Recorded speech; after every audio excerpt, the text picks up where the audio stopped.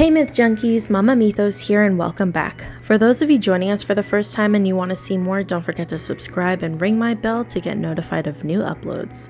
Today I bring you the most misunderstood creature in the world of Greek mythology, Medusa. You'll make a fine statue.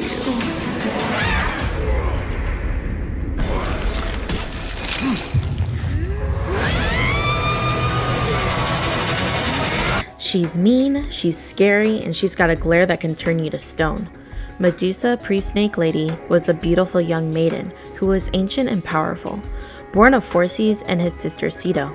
That's right, I said sister. She was the only mortal of the three Gorgon sisters, Medusa, Stheno, and Uriel.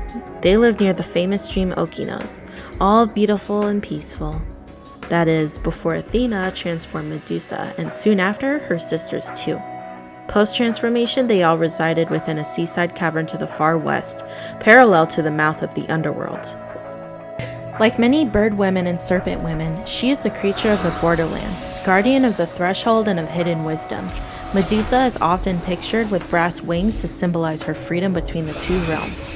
Medusa's head was often used in ancient times to ward men from sacred places for women and to ward off evil spirits in people's homes.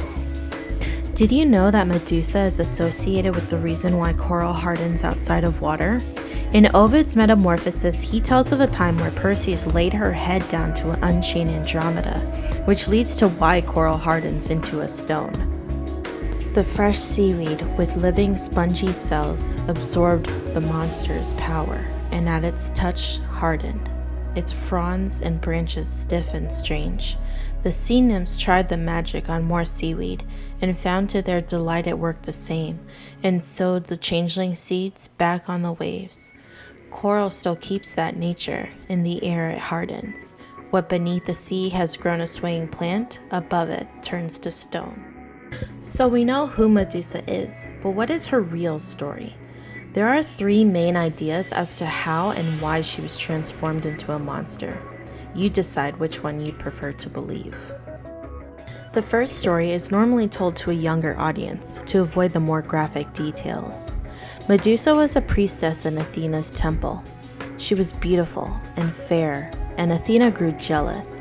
After seeing all of the men, including the gods, dote on her and court her, she grew petty and decided to transform Medusa into a hideous beast who could never earn love, only destroy any and all who would look upon her eyes.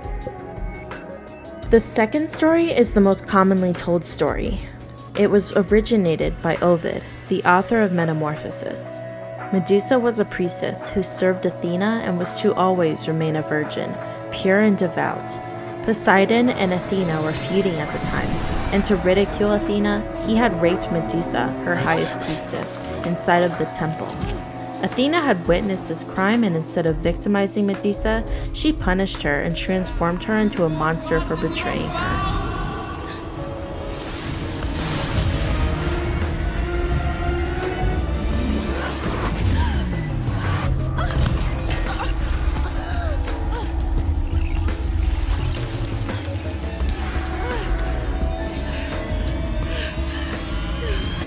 The third story is similar to the latter, however it portrays a more feminine, more purposeful outcome.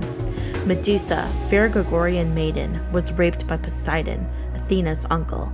Shielding her eyes and wavering from the sheer horrific scene, Athena transforms Medusa into a monster who can defend herself, stopping men in their tracks before they can scream or attack.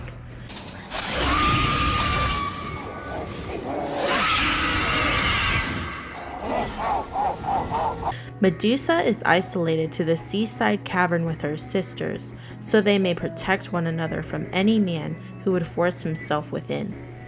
Perseus sets out on a quest to retrieve her, to save Andromeda from being sacrificed and his mother from forced marriage by King Polydectes, his evil grandfather. He presented Medusa's head to Athena, and she had it placed on her aegis.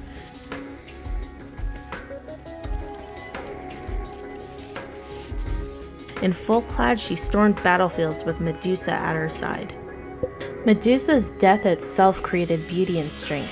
Within Medusa, Pegasus and the hero, Chrysaor, were born of her spilled blood. So maybe the story of Medusa isn't one that ends in hurt and fear. It ends with Medusa being used as a means of power, protection, and wisdom. Men didn't kill her because she was protecting herself. She was killed to be used as a tool to help other women facing death and circumstance. Medusa creeps herself into the lives of women who are met with consequences and fates similar and apart from hers, showing rage and anger and fear and power. I'm no feminist, but Medusa is one mythical figurehead that has been associated with feminism over the years. Excuse the pun, but I'm serious, guys. To be perfectly honest, this story is my favorite out of the three. They are all very different and very interesting stories.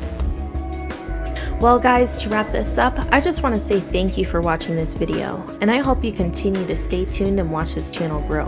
I can't do it without you, so please feel free to like and share this video, subscribe, and follow the links below to get connected with me so that I can share more thoughts and ideas with you. And thanks again for letting Mama break down the mythos.